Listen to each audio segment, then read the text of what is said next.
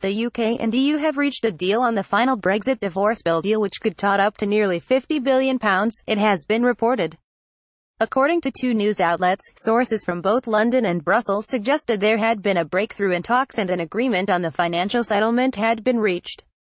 It raises hopes of progress ahead of next month's Crunch summit.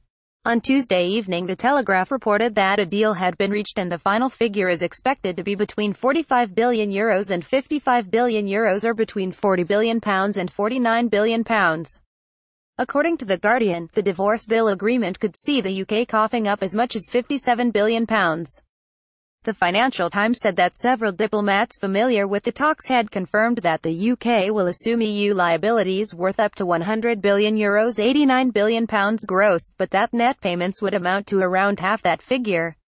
A government official said it does not recognize this account of a reported bill settlement, and stressed that intense talks are continuing in Brussels this week as an agreement is sought. A spokesman for the EU's chief Brexit negotiator Michel Barnier also declined to comment.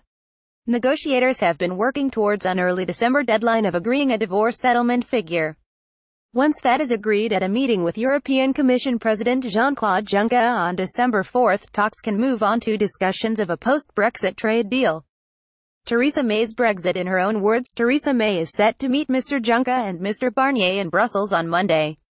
The PM and EU diplomats need to also agree key issues including the Northern Irish border and citizens' rights before the December 14 and 15 European Council summit in order to be able to move on to the next phase of negotiations.